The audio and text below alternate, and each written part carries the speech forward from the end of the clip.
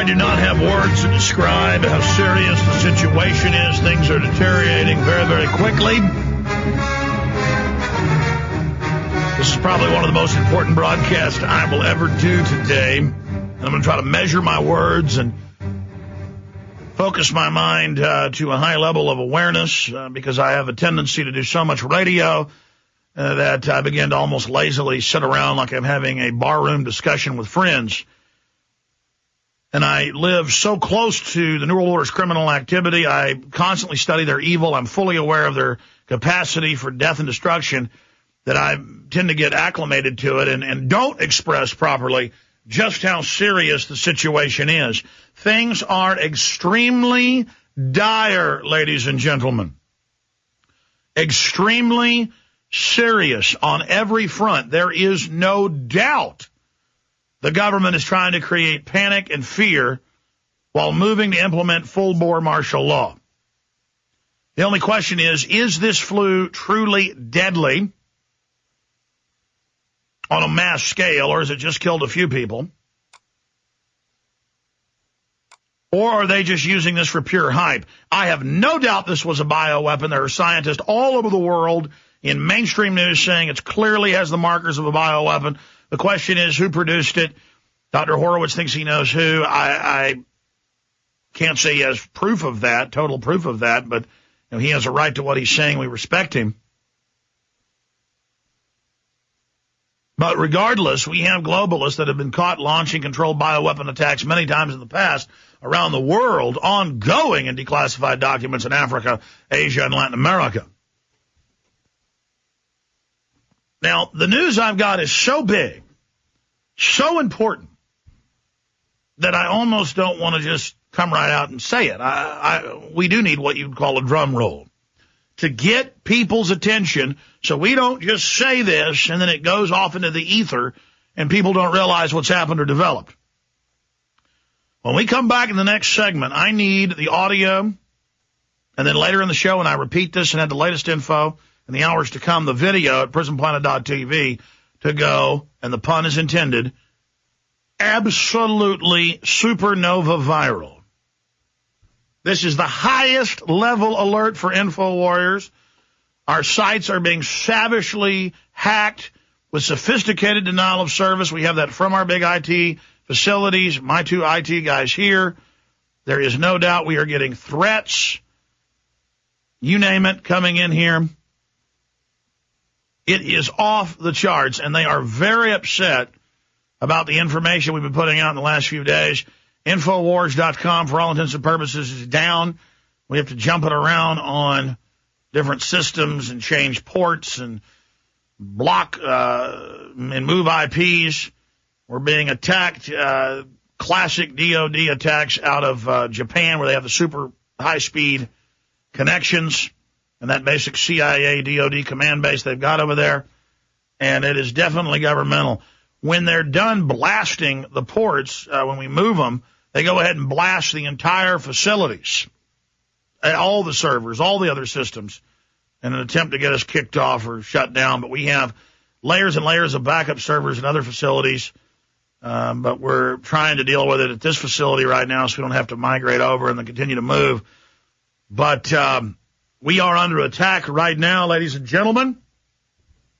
The good news is we're backed up on multiple CDNs, multiple networks, and other systems with the audio, the video. We also piggyback on giant grids like YouTube and Google. That's why we're on those, is because, you can't stop the signal, as they say. And frankly, every weapon they form against us only blows up in their face because people then realize we're under governmental attack. No doubt we've seen the signature, the attack profile. That only makes people realize that's a seal of approval, an underlining of our work, a highlighting of what we cover. The most important news we have covered in many years. On the other side of this break, spread the word. Go. All right, listen to me very, very carefully, folks. The establishment cannot have the federal government take over Chrysler and force it into bankruptcy to be handed over to Fiat, owned by a member of the Bilderberg Group. They cannot loot your pension funds, destroy the stock market, leverage tens of trillions of dollars, now $12.8 trillion in 6 months, onto not your children's backs, but onto your backs. Now it's well over $100,000 per person in the nation on top of all the other debt. All being used by offshore banks that have gotten the money to buy up the infrastructure.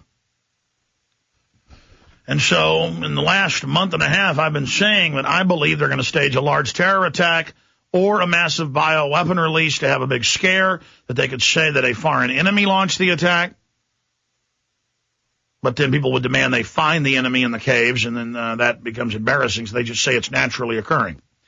And I have said on record over and over and over again that I believe that they would play a bioweapon release card, or they would claim that it was a natural occurrence. That is what I saw in the tea leaves, as they say.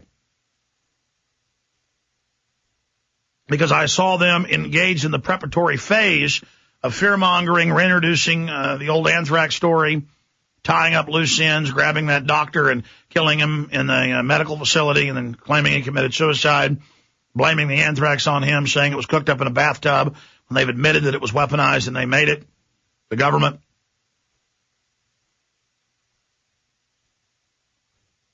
All of this is important. And they introduced to the public, oh, the flu's about to get you. Give up your rights when the flu comes. It could kill millions. It could kill billions. You need to take the vaccines. Get ready. All of these FEMA drills, getting ready for the flu. And then Janet Napolitano comes out Sunday and says, oh, well, this flu may run its course and not be too deadly, but another giant pandemic is coming soon. You see, they need to have a unifying effect. They need to make you rally around the government in fear. They need to make you forget about all the things politically they're doing, how they're expanding the wars and protecting President Bush when the memos come out that they ordered the torture. How do they burn their underlings that followed orders, but they don't get in trouble? All of that is now off the screen. The 6.1% drop in the last quarter in the economy, 6.1% plunge.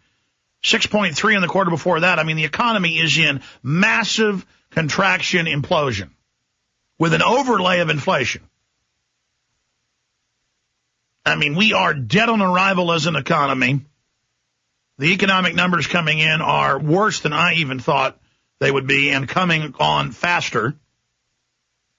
And in the middle of this, we discover, now here's the latest news, we discover that March 18th, the Mexican government had identified this flu and knew that it was very fast spreading, that it had a much higher infection rate. Most people that come in contact with flu, it's 10 to 15% that contract it, and then a smaller percentage of those actually get ill. That is, you're carrying it, it's dividing in your body, but your body beats it before it divides to a level to cause you to become ill and show symptoms.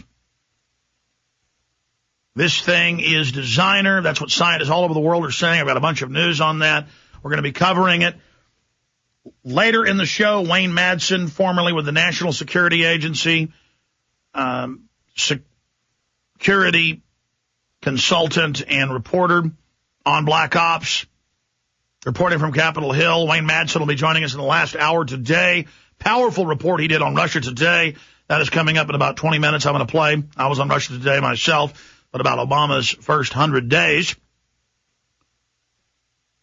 We're going to get that up on Infowars.com for you, by the way, as soon as Kurt can get into the server. The site's been up and down via the hacks. Confirmed hacks, no doubt. We've got the IT center in there saying it's the worst hack they've ever seen.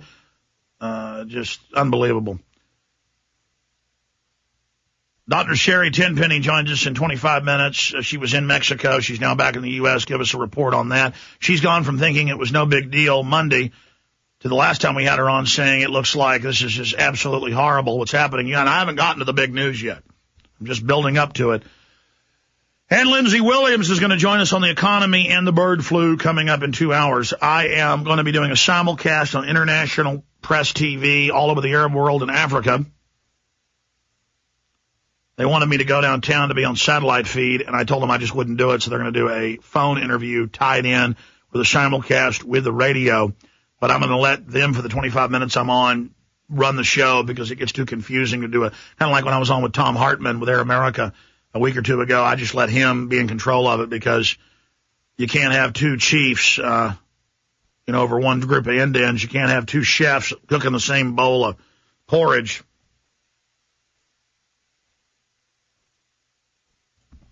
So that's coming up at the start of the next hour. Genesis will run its brakes over me for stations out there, and then we'll just come back in stream, in segue. So that's what's coming up today. Wayne Manson, Lindsey Williams, Dr. Sherry Tenpenny, and a simulcast with International Iranian Television. I was on, again, Russian yesterday. Now, Russian English transmissions. Russian TV, Indonesian TV, Chinese TV, television everywhere. Scientists everywhere are reporting. Scientists here in this country are reporting this is absolutely designer, no doubt.